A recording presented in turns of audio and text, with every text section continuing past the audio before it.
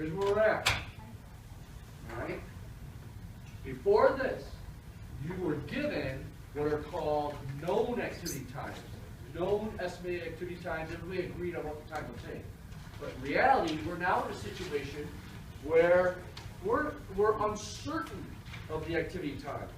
This is right where we were leaving off here. I even showed you how to convert these times to one time that you then are going to use for the forward and backward pass if you need to. It will allow you to get to that project completion time. And anybody remember the formula? Let's go do one real quick. Let's do activity B. I heard you say it again. Josh, what is it? B. B. Yeah. Most likely. Most likely is times 4, right? That's right. 4.5 is the most likely times 4. I got a video, Harold. I got a video. All right. 4.5 times 4. Yeah. And then what do you do? And then we add in the 1 and the 5. That's right. Everybody see that? How many numbers are we using here? We're using 6 numbers. That's right. 4 of those, 1 and 1. Yeah. 6 numbers. We add them up, and we have 4.5 is now is 18 times plus 1 plus 5, 18, 19 plus 4 is 24. Is that correct? Something like that. How many numbers we use? 6. 6 divided by 24 is? So the number 4 would be the activity time we would use for B to do our forward and backwards pass to get the estimated completion time of it. Everybody can do the activity times if you need to, right? Go ahead. Where'd you get the 6 from? Because we had to use 4 of the most likely. So there's 4 numbers there. And then the optimistic and the pessimistic, the shortest and longest, that's 5, 6. So there's 6 numbers being used. Just a ton of weight in this calculation is on that most likely. It's like saying, yeah, this is probably darn close to what's going to happen here, so we'll put a bunch of weight there. But this could happen and that could happen. So that's why we're using 6 numbers. Yeah, weighted average, exactly. Put all the weights on the first one. Most likely, excuse me. Now, I don't think we talked about if you had to calculate the variance of a activity. Let's use A on the variance. The variance formula, which is on like the slide or 2 slides before this, it says use the pessimistic time, which is the longest amount of time, and we're going to do A. The longest amount of time here is 8, and subtract the optimistic time, the shortest amount of time, which is 4. Take that and divide by 6. 6, just like we're using for this. Since we're using 6, and to get the number, we're using 6 on finding the variance. So 8 minus 4, yeah, I might as well put the last step there so we don't get confused. Take that whole thing, when we get this number, square it. Oh. So 8 minus 4 is 4. 4 divided by 6 equals 0.23. I'm sorry, 0.666. Yeah. Continue, whatever, 7. There you go. 0.6667. We square it, get the square on there. That equals 0.4444. Continue, right? Anybody calculate it? Please confirm this because I'm just pulling it out of here. Oh, that's right. 0.6667 squared. Yes. There's one confirmation. Thank you. 0.4444. There's the variance for that one. Now, you're going to have to calculate the variance on this next quiz. I'm being open and honest. There you go. But don't waste your time.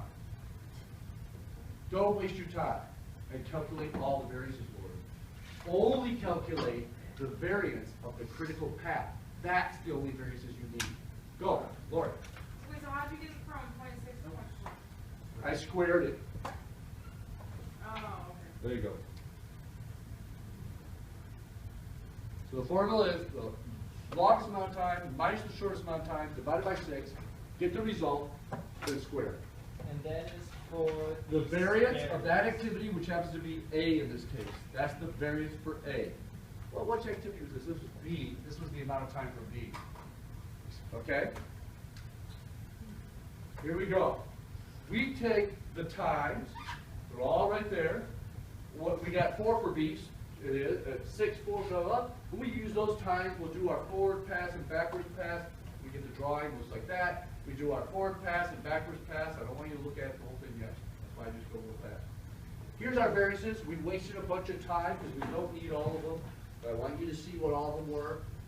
The only ones we need are the critical path. Whatever activities are part of that critical path, you've got to have those variances. All right? I'm videotaping. Just making sure. We do a forward path, we do a backwards path, we look for our critical path, where we're going from activity to activity following the arcs that all have critical activities, and we see it's, give me a, what is it? Anybody? A, C, F, I, K. We go grab the variances for, I already forgot it, A, C, F. We grab the variances for A, C, F, I, K. Just 5. And we find those and we add them together. Do not make a very common mistake right here. Do not square root each individual variance before you add them. Add them first, then square root the total. Let me say that again. All right? We had to square these just to get to the variance. Add all these variances for the critical path only, and whatever you get for the addition of each activity as part of the critical path, take that and square root it. Now we're square rooting. Well, what? So we square them all individually, and then once we add it together, then we square root it. We go back to, now you have, let me show you now what you're going to have. Here is our critical path. Oh, I forgot to ask you this. Let's go back here. Darn, you already saw the answer. Let's say you only have an output from the software. You don't see the forward and backwards paths. But this output has the earliest start, the earliest finish, the latest start, latest finish. And I say, what is the expected amount of time this project's going to take? And tell me where you're going to find the answer. Wow, I heard so many answers. It is 23. Where did you look? Okay.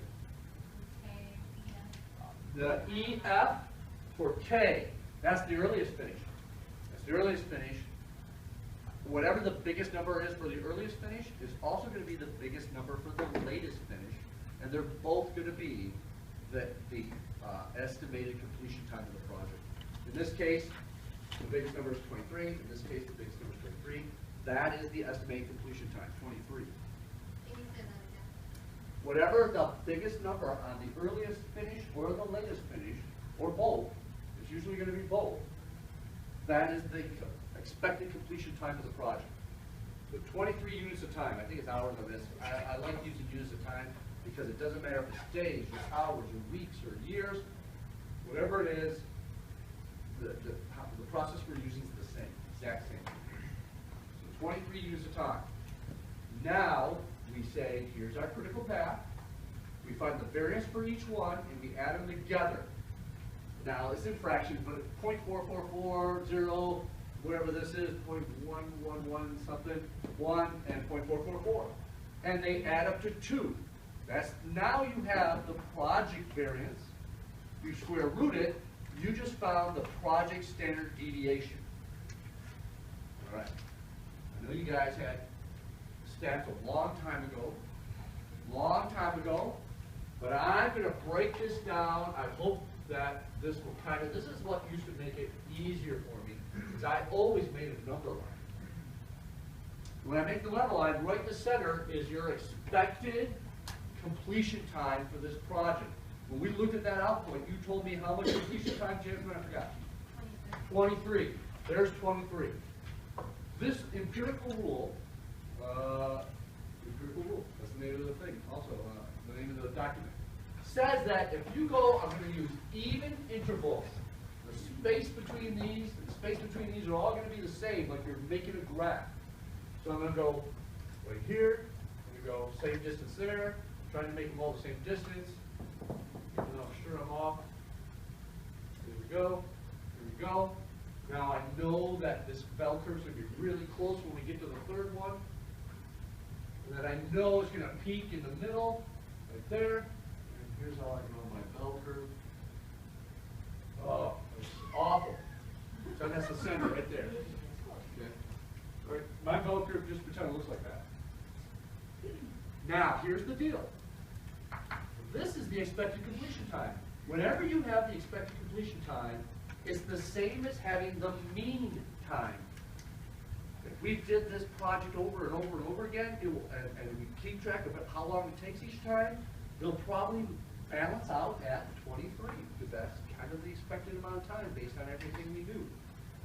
And then, each one of these dashes represent a standard deviation, either a positive one or a negative one. This is a number line. The numbers to the right get bigger, just like a number line. Numbers to the left get smaller, just like a number line. So I always put +1. What is the standard deviation for this project? Again, I gotta go back. Remember? That's right, 1.414. Over here, I go minus 1.414. Over here, I'm going to add another 1.414 and another 1.414. Calculators, get ready. Negative 1.414.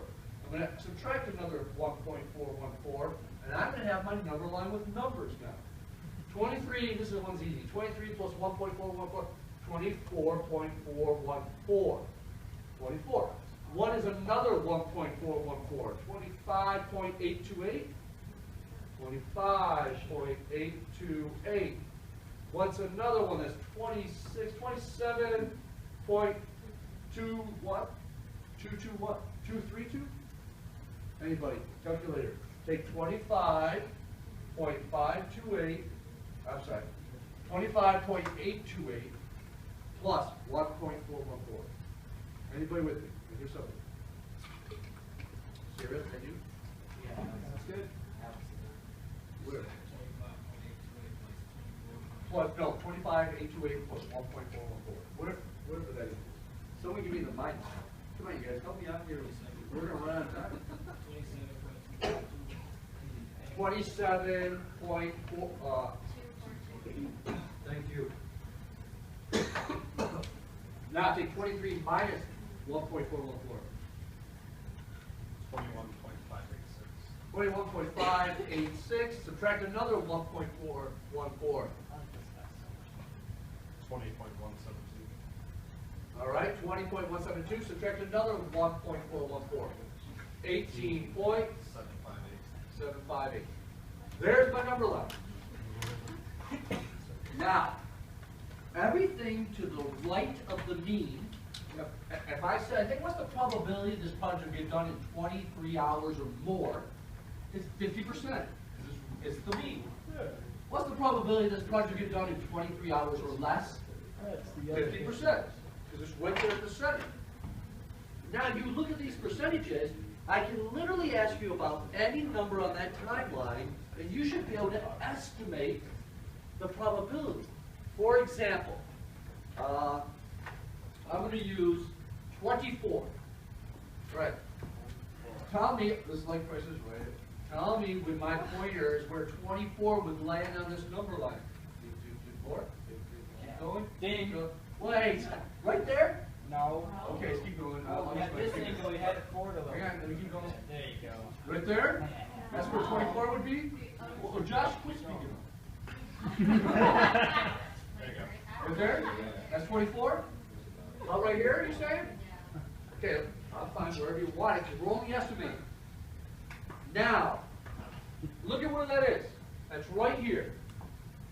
All right, let's say it's right here to where, what is this? I have this 17? 17? Let's say, because this is so much higher, let's make this side like 20 and this side 14. Okay, so what we decided to do is say, if we put a dot here, out of that 34, there'd be about 20% here, and what I say, 14% here? Right there. And this is going up here. Okay, that is right there. Now that I split that little section here, you can add up the percentages to the left. If I said to you, hey, what's the probability this project gets done in 24 units of time or less, when it's supposed to get done in 23, and the standard deviation is 1.414. So you know it's 50 from here. What's the extra little part? 24 or less will take you from 50 to what? 70. So you're saying, I'm going to estimate 24 at 70% or 0.70. And even though this is not running, I don't know if it is or isn't, but I'm sure it's not. We're only estimating. But if you get like a 68.68 or 0.72 or 0.75 or 0.62, you know it must be darn close to being right because it's so close to your estimate. But if you do the math and you're getting, I gotta think here, 0.38, there's got to be a mistake. It's got to be closer to 70%. I mean, we're on this side of center. It's got to be closer to 70. So I must be making a mistake. Go back and look and figure out where your mistake is. All right, now here's the formula. How to calculate it. Let me get back to this. See how close we are to our estimate. We'll do another one. It's going kind of fast. The formula is, you need this in words. Let me put it up here. It's the time, how about this? I'm not going to call it time. The number being asked about. Being asked about. Asked about.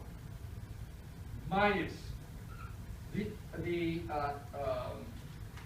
estimated completion time. Estimated completion time, whatever. Estimated number, or the known number. How's that? I wrote known. I can't remember. Known number. The number you're being asked about minus the known number divided by the project standard deviation.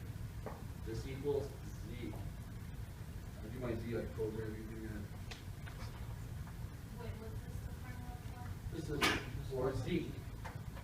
The number being asked about minus the known number divided by the standard deviation gets you to Z. So what we just did, what is this one? Is this 24? That's a coincidence. I did not remember this. So here it is. I asked you about what's the probability this project you take 24 units of time, hours in this case, compared to when it usually takes 23 with a standard deviation of 1.414. The time you're being asked, the number you're being asked about, minus the number that's known, divided by 1.414.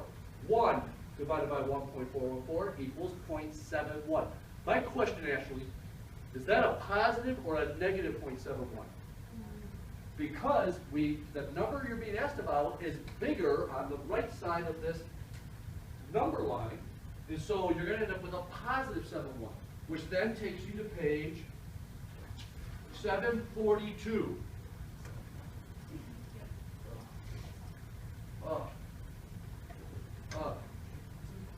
It takes seconds. So find a Z chart on the internet. I will turn it on and see if I can beat it. Yeah, we'll there, boom, and there. Z. Here we go. Positive. Make it full size. Let me open it up. Let me switch over. Okay. So now we're looking up. I clicked on the positive one. There's the negative. There's the positive.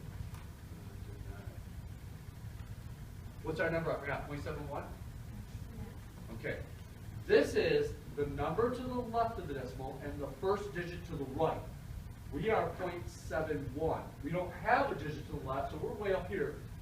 And 0.7 is our first digit to the right. So we're going to this row. Then the next digit on the right is the column you go to, which is 0.71. So we're going to go to the 1. This is 0, that's 1. Let me bring up the top so you guys can visualize this. So we're going over to 0.71. There we go. 0.71.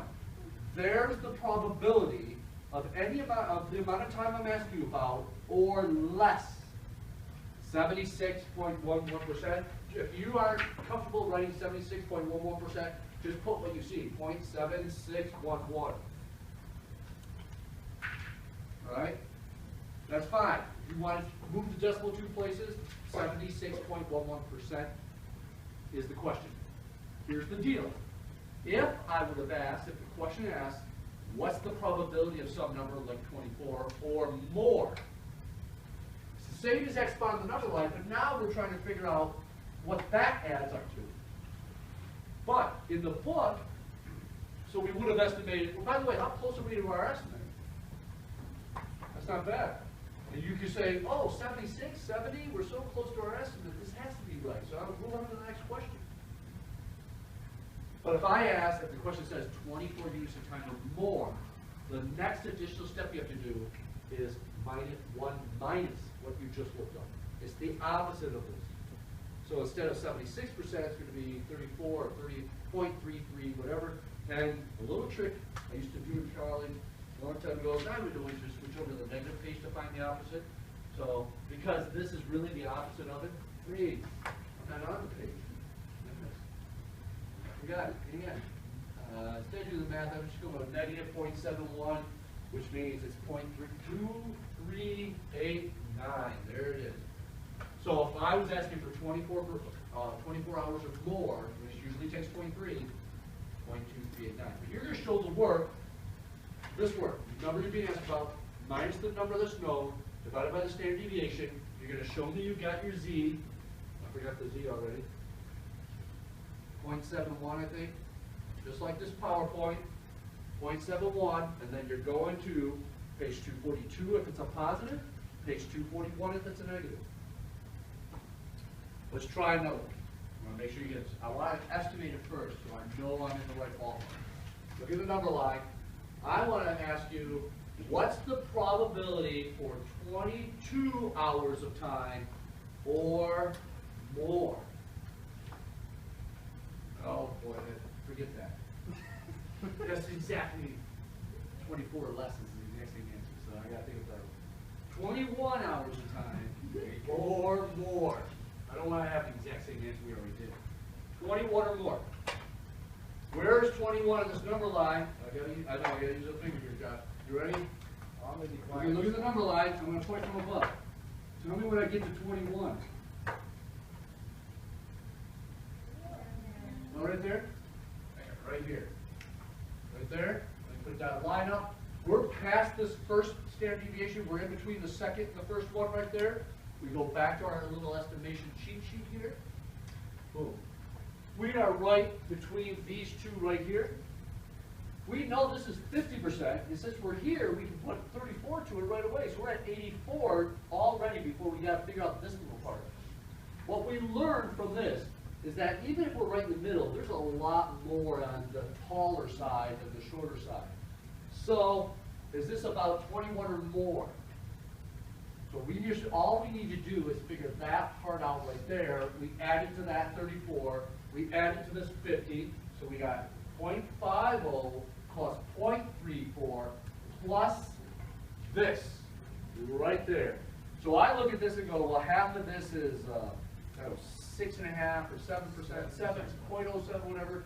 We're trying to figure out the taller side. So I'm not going with 0.07. I'm going to go with like 10, more than half of this. So I'm going to add a 0.1 to this. My estimate is 50, 60, 70, 80, 0.94 is my estimate for 21 or more. Now let's do the math. Ready? Here we go. 21 is what we're being asked about. Minus, we know this project's supposed to take about 23. Divided by 1.414 is the project standard deviation.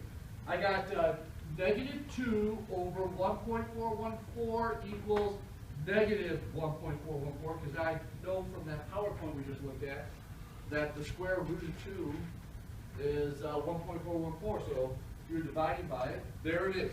That is our z right there. Negative 1.414. Now go to the negative page. In our case, this one right here.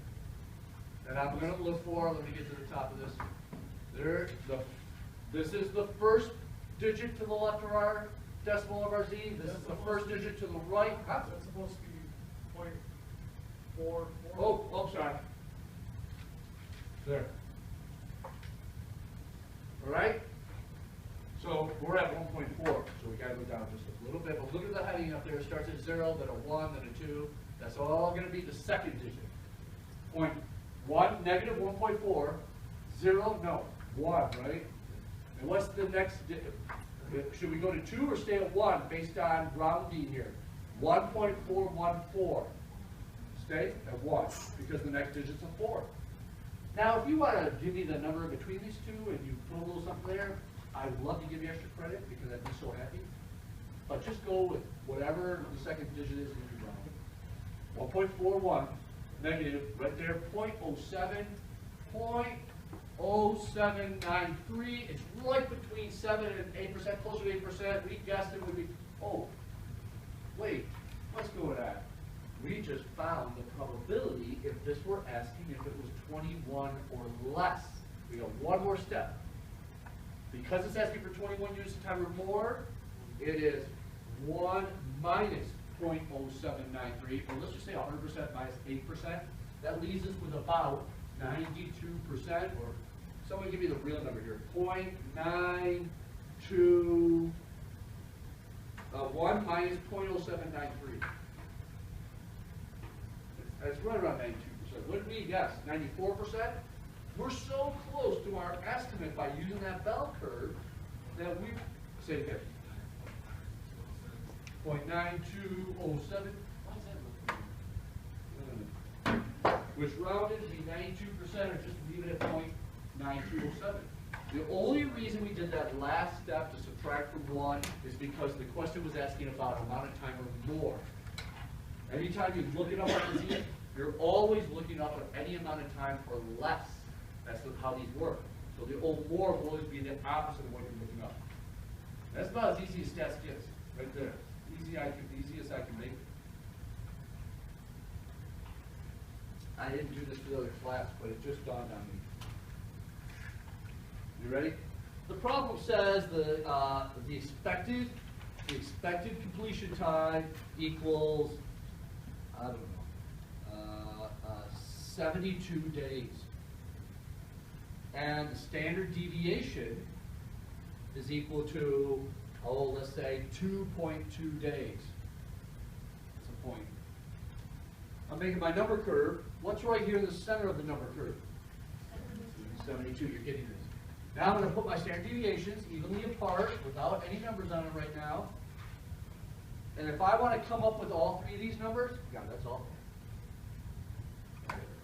And those three numbers, I start adding 2.2. Add another 2.2, add another 2.2. Subtract 2.2, subtract 2.2, subtract 2.2. I'm asking you a question about a number on the number line. You can find any of that out now. You can estimate it by looking at this. Just go to Blackboard, download this empirical rule graph right here. And you just match your number line up to this, and you figure out where it's at, and you just add your percentages one way or the other. And you can get a pretty close estimate. Then you do the real one, and you know you're doing it right. Because it's going to end up being semi-close to your estimate. Just like we estimated this to be at 70, it was 76. We estimated this one to be at 94, it was 92. What will happen is many people get confused on if it should be negative or if it should be positive. But if you set this up and estimate it first, when you do your calculation, you will know if you accidentally. Because when you blow your calculation, it's always so far away from what the real answer is. It will just be, oh, I must have this backwards. This is the most common one, that these are backwards. That is the most common mistake. And you're really finding the opposite of what's being asked. And you'll realize it if you estimate it. Everybody can find the probability as long as you have the standard deviation and the expected time. This is on a project with uncertain times. So there's always a range there, and that's where the standard deviation and the variances come from, because we don't have exact times. This is this.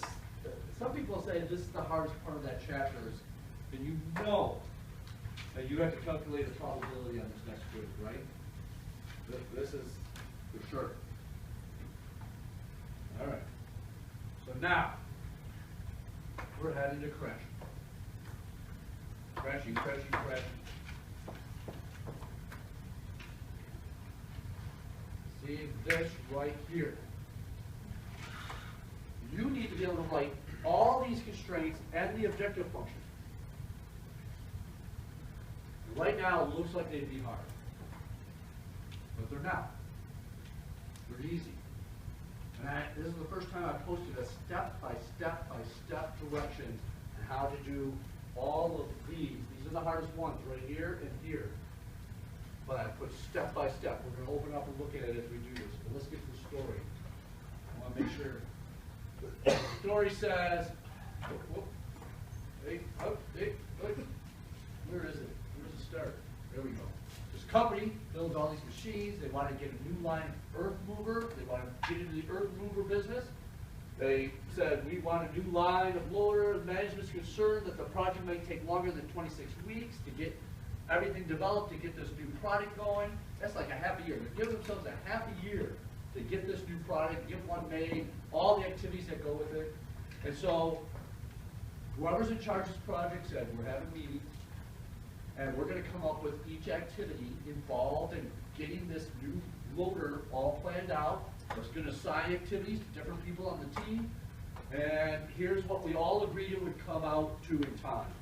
Now, you got to remember, this is very micro, right? You realize that we were doing a real earth mover, that this would be like 100 activities more. But here are the activities, and here's what immediately precedes them, and here's the expected amount of time for each activity. And we do a forward and backwards pass, just like normal. We wrote it out, looks like this, right? Following what this says, you would be given this, by the way. You have to make one of these. And then we do our forward and backwards pass, but we use the software. How long will this project's expected time be to finish the project? 30. Yeah, it's the, cool. Thank you. What you're about to hear is, it's always the longest amount of time you see in the latest finish, and it should be the latest amount of time you see in the earliest finish. So there should be 2 30s at least up there or more. There's the completion time. And you forgot, and you had directions, and you go and meet with your boss or the executive team or whoever assigned this project to say, we want earth loaders in 6 months, 26 weeks. And you just said to them, I had it all planned out. We worked so hard on this, but it's going to take 30 weeks. No. That's it. This is what it is in real life. No. Get back on it. Get it all figured out. It's got to be done in 26. And price is not a concern. These are the words. But please get it done as cheaply as possible. But price is not. We realize we got to pay more money to get it done faster. And we want to get it done faster as cheap as possible. But we're willing to spend the money because we want it done in 26 weeks. So everybody on your team now has to meet again and say, pick an activity, get on the phone. Whoever's involved with that activity, whoever is going to be charging us money from the outside to do the activity, let's put that cost together. And here's what all the activities, here's the normal time we just saw. We don't see the preceding activities, but we can always look back. Here's what we're being charged because of whoever it is we have to pay to get the activity done with our team inside, combined. And we got on the phone and we said, look, you said 6 weeks, but we need it done sooner. Can it be done sooner? And here's what you'll hear. It could always be done sooner, but it's going to cost. Because I'm going to have more of my employees involved to get this done sooner. So I have to spend more, I got to charge you more. And you'll get a number on the phone, you work them a little, but you end up at, if you want it done in 6 weeks like we planned with my resources of employees, this is the person you talk to on the phone, we can do it that way. But I actually can get it down to 3 weeks, but it's not going to be 150,000, it's 300,000. Perfect. And you did this with every one of these. And I want you to look up there. There were 2 activities where they said to you on the phone, there's no way we can get this done any faster. No matter how much money you throw at me, it's taking this long, costing this much. What activity you see says that? Purchasing, building. B, is that B? B. You see the time, normal time, is the same as the crashing time? You see the cost is the same as that cost? That's what happened on the phone. There's no way to get this done faster. This is it. And what was the other one? G. This one's going to take 2 weeks. There's no way to get it done any sooner. It's 2 weeks. It costs 100. It still costs 100. So when it comes to crashing, there is no way that we can crash those 2 activities. We got to figure out the least expensive way to get weeks off on other activities to go from 30 to 26. Now, to make writing all of these constraints and objective function easier, I recommend the process I used to use, which is to form 3 columns. I form 3 columns. Let me erase this. Now I'll go over here. here's my three columns. My first column is always, what's the amount of time that each activity we could gain if we were to crash it? Which means you take the normal amount of time, let me go with it, normal amount of time minus the crashing amount of time, and this will give you the amount of time possibility for each activity. I'm going A, B, C, D, E, F, G. Is there any more? H and I. Oh, how can we have that many? Okay, ready for A? Give me A. What is it? 1. 1. What's B? 0. 0. What's C? 1. 1. Everybody know what's happening here? Yeah. Everybody knows what's happening. I don't need to point it out. Just looking at the normal time minus the crashing time. Go ahead with D. Next point D. Is it 3? 3. E. 1. F. 3. G. 0. 0. H. 1. I. 4. Okay. You just wrote your Y constraints. Let me go back to this list.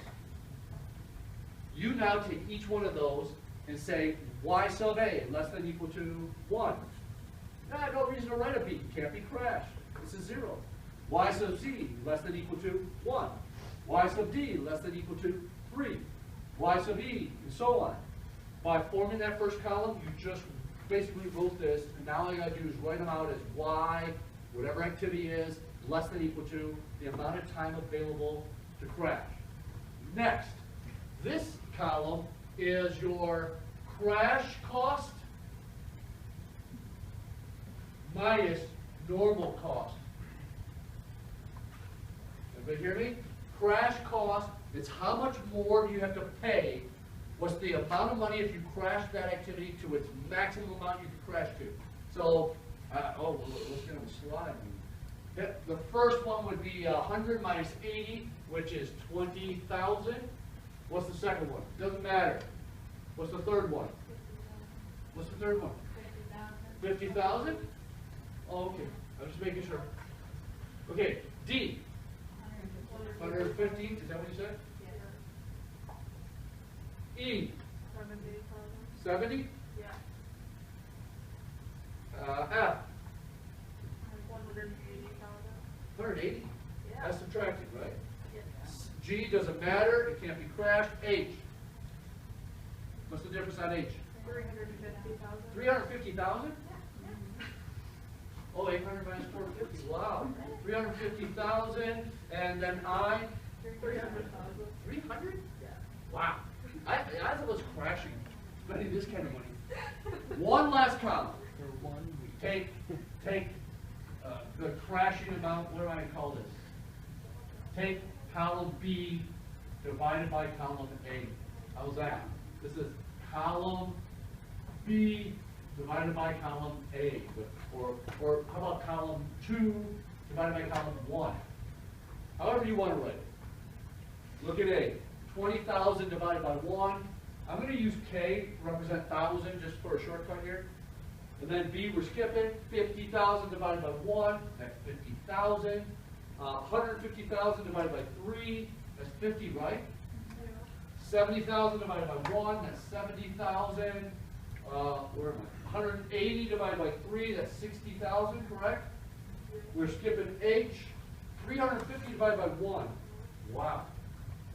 350,000, and 300,000 divided by 4 is going to be 75, is that right? 75,000. This is your cost. This is your cost per 1 unit of time. It's a week. There's your cost for 1 unit of time. I'm only using K's as a shortcut, but you just wrote your objective function. You take your Y variable for the activity, so Y sub A, and you put multiply it times the amount cost per 1 unit of crashing. These are abbreviations, so if you have a copy of this, write the word thousands. 20,000 Y sub A. We skip B. C is 50,000 Y sub C plus 50,000 Y sub D, 70,000 Y sub E, 60,000 Y sub F, 350, we skip G, 350,000 y sub h and 75,000 y sub a. Again, that third column is your objective function. The number one mistake I've seen here is you may have accidentally used x variables instead of y. You've got to use the y's, and you've got to use the y's on that first column, the amount of the number of periods you can crash for that activity. So we have our y constraints from that first column. We have our objective function from the last column, and crashing is always a minimum because you're going to spend money to get this done faster, but you want to minimize the amount that you're going to spend. What is the least amount we have to spend to get this? How many weeks are we cutting? We're going from 30 to 26, is that correct? 4. So 4 weeks is going to cost us money. And this project's so small, you could almost say, well, look how cheap that is. How much there? Oh, there's one? Darn. What's the next cheapest one? But you got to remember, in real life, this is 100 of these. Hundreds. Now, these are done. Those are done. This is all that's left. These. All these and these. These are called constraint crashing activity. I'm sorry. Crashing activity constraints. Now you are using the x variable to start with in every one of these instead of the y. The x variable. So, let me pull up those directions. Right here. First time. I hope you utilize it. It says to start with, write the x variable for the activity being crashed. We're going to start at A. So I'm going to make space. Put it over here. And I'm putting the x variable for A. Does anybody have the PowerPoint that could x sub A? Somebody have the PowerPoint though. I'm going to ask a question here in a minute. Yeah. Somebody does good. Then put greater than equal to. Every one of these, greater than equal to. The x variable for whatever activity you're crashing right now, greater than equal to, all of them. Next it says, write the x variable for the preceding activity. If I go to that list, and you see A, the immediate predecessor on that list is what? 0. None. Because A is right at the start. So if there is no activity preceding it, I put a 0. Because it's right. I want to make sure you guys see where I'm getting this from. It's coming right from the start. Whoops, whoops. 42. Right there. There's nothing preceding it. And then you go plus. The instructions say add. Then in parentheses, the instructions say add in parentheses the normal time for the activity you're crashing. We're at crashing activity A. Now the reason I say normal time is because you might be looking at this. What is the normal time for activity A? 6. And the previous slide I was on says 6 also. Then you subtract the y variable for the activity you're crashing. Which activity are we crashing? A. There it is. You just wrote the first crashing constraint. But in real life, you have to apply algebra. You cannot have variables on the right side. You've got to get the variables to the left. Natalie is an expert on this algebra situation here. So Natalie, what am I adding or subtracting first to get variables on the left? Hit me. Plus YA. Plus YA on both sides. And what do I have left? You ready? Because there's no variable here like there usually is. This is going to be x sub A plus y sub A greater than equal to 0 plus 6, 6. Now we have a finished constraint for crashing. But that's just activity A. Let's do B. Whoop, whoop, whoop. Yeah. Right here. Ready? Let's do B. Here we go. It's the x variable for the activity you're crashing. X sub B. Greater than equal to. The x variable for whatever activity immediately precedes it. What does B have an immediate preceding activity? Yeah. So I'm going to put x sub A plus parentheses the normal time for B. What is the normal time for B? 4. 4 minus the y variable for the activity you're crashing, which is which activity? Huh? Y sub B. I understand what you're, now you got to apply algebra. I'm not going to apply it, but what would you do? You would add and subtract what? Give me one of them you would add or subtract. Subtract x of a. He's saying subtract the x of a, and she's saying add the y sub b, and they're both correct. I think you have to do both of those steps to get those over to the left. We're subtracting x of a on both sides. We're adding y sub b on both sides. Question? Just that look. All right. All right, you ready? F. Is it always very or equal? Always. Look at. There you go. Every one of them. Every one of them are greater than equal. Except for these last two, which we haven't got to yet. Wait, okay. Wait. I don't want you to see that though, because I'm about to ask a question. I don't want you to see the answer. Go ahead though. What were you going to ask? So your constraints aren't letting you the last step that you just showed us? No, this is exactly what you see on that slide, and so is this top one. No, but when The we- slide is not applying the algebra. Okay. The slides, But we have to find out. well, you're going to find out that I'm not asking you to apply algebra to every one of them. I think on your homework, I'm asking you to apply algebra to 3 of them. You're going to have a whole bunch of them, but I just want to see you can do 3. But on the quiz. Maybe 1 or 2. Okay. Yeah, not every one. I don't want to say, you're going to be able to show me you can apply algebra by just 1 or 2. I don't have to have you do all of So them. can you write out that last one? This one here? Yeah, after we I want to do- subtract x sub a, and then I'm going to add y sub b to both sides. So over here. Let me write it out. All right. Yeah. Minus x sub a plus y sub b. And so I put it all together, I get x in any order, x sub b minus x sub a plus y sub b greater than or equal to, what's left? 4. 4. There it is with the algebra applied. All the variables on the left.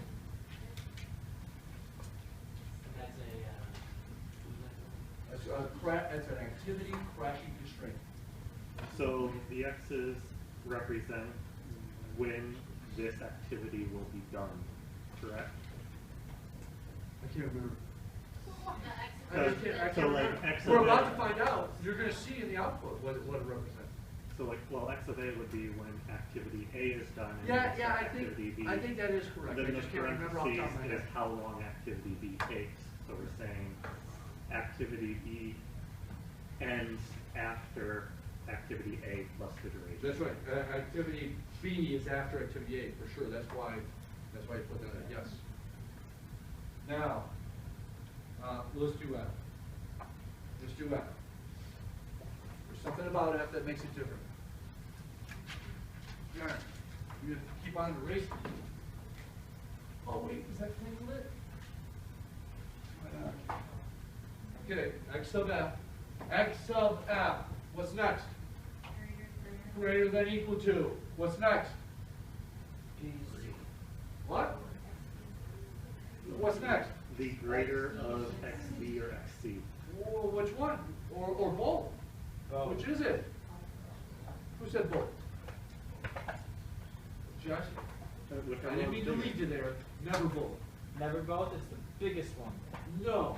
Smallest one. No. The one that's first. The one that's what?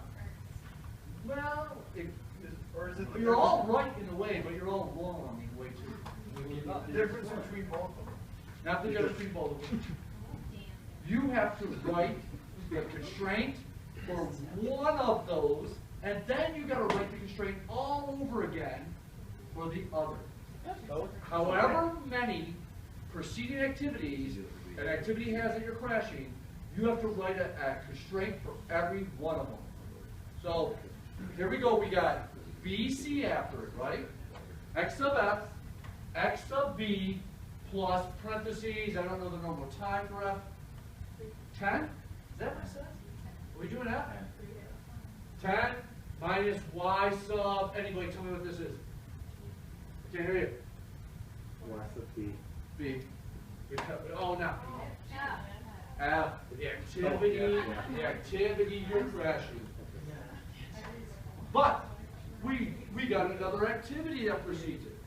We write this exactly as you see it. We only change that X sub F, greater than or equal to x sub z c plus 10 minus y sub f. We have two exact constraints except for that one little part there. And if we have an activity that has 3 across here like this, if there were a third one, you write 3 of these. One you're writing with the D, one you're writing with the G, and one with whatever the third one is. So I want you to notice we had F, G, and I both with 2 preceding activities. So if you go here,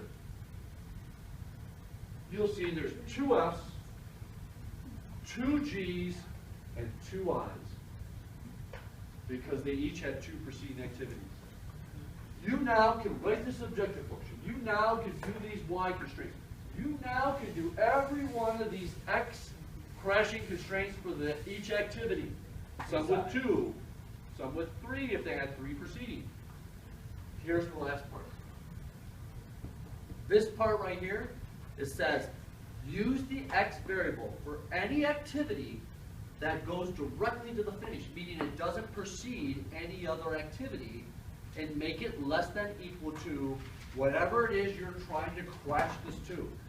It said we're supposed to get this done in 30 weeks, but we were told get it down to 26. If we look at that, you're going to see H and I do not precede any other activity. Look at this list right here. I always start at the bottom. Is there an I preceding? No. I know that goes to the end. X sub I less than or equal to 26. I look at H. There's nothing preceding. It doesn't precede any other activity. X sub H less than or equal to 26. G. There it is. Go on. F. Now don't think it's only at the bottom. I've seen where B goes right to the end. So just look at them all. F. No. E. There it is. D. There it is. C. There it is. B. There it is. A. There it is. Those are the only 2, H and I. So I'm going to make X sub H less than or equal to whatever I'm crashing to, X sub I less than or equal to whatever I'm crashing to. If you're given this, and you may not be given this, it's real obvious what goes to the finish. You see the arrows coming from I and H. But I want to make sure you can figure it out from this. Because this may be all you have to go by instead of this. You'll figure out what goes to the end. How do you know it's only an H and I? I mean, just tell us about H and I, not all of us. That's right. I does not precede any other activity, so you know it's got to go to the end. H doesn't either, but all the other ones are on this list of preceding other activities, so they don't go to the end. It's whatever of any of those activities that are nowhere on this list, they're going right to the end, and you got to write that constraint to let it know you're crashing to a certain amount of time. So, you look at this, you have everything. Here's all the constraint crashings. Here's your Y constraints from when we figured out the amount of time. Here's your objective variable, your objective function using the Y variable, not X, the Y variable. And then your last couple right here, less than or equal to whatever you're crashing to, because those, and you got to use X, because those. Now, I think that if you've got good notes and you have those instructions and download them, that you should be able to write any of these. I mean, I broke it down step by step. And you will, on your homework and on the quiz. You may have something that will probably, like on your homework, I know you have something that looks just like this. In your homework, I'm asking you to write the objective function and every constraint to crash this. Every constraint. There's enough information there that tells you what precedes what the expected time of this project is. Now you got to show your work. Maybe do the columns, and then write your Y constraints. You can just put Y less than equal, Y sub E less than equal, Y sub D less than equal. Once you get your column done, you know you got your objective function column. You put min 50,000 Y sub C, 50,000 Y sub D plus. And then start attacking your activity constraints. How are we doing at time? We got to get the in-class started. You ready? Oh, wait. God, I almost forgot. Which activities are being crashed? This is your output. You just fed it all in the computer. Linear programming, you put it. Wait, stop. Neither of those being crashed. Just hang on. You put it in the computer, you run it, look how many constraints you had to enter. Look at how you're using all those Y variables and X variables. There's a ton of variables involved. What should you look at to determine from the output what would be crashed? Veronica! Oh, stop. Y Yeah. variables. Anybody? The Y variables. The Y variables. Would it be the ones that are at zero? The Y variables. The Y variables are what's telling you what activity will be crashed and by how much. Yes, it is kind of surrounded by zeros, but it's not always that way, so I don't want you to think of it that way. It's always the Y variables outcome, not the output. If you solve it. Wait, So which activities are being, Jasmine? What activities are being crashed? Activity what? A and? C. No. C has that crashing. Look at the value for C. What's the value? Zero. So you said A because it has a value of, I was saying A because it's a Y. well, they're all one. Every activity's on here. Help her out. Andrew, help her out. Okay, other Andrew. Not there. No, go ahead, help her out. I wasn't Y giving sub something. A and Y sub A. You look at the ones that are in zero. Say what? Y sub A. Y sub A and F. F. Because those are the only ones with numbers. It's literally telling you how many units of time to crash. F, how many units of time are we going to crash on F? Where's F's cost? How many? 3 of these? How much does that cost? 180,000. A is being crashed how many units of time? 1. How much is, we got A gone, but how much did it cost? Was it 20,000? 20K. Look at this. 180 because we're doing 3 of those F's. 20 because we're doing 1 of those. Our total cost to crash this from 30 to 26 is, look at the objective function value. The objective function value is telling you the total cost to get this 4 weeks, get this done sooner than 4 weeks. And it's also telling you there's no lesser expensive way to get this 4-week crash out of this. There may be other activities you could crash, but it's not going to get you below 200,000. That's the least expensive cost to get this crash 4 weeks out of this. Get it? Okay, let's go.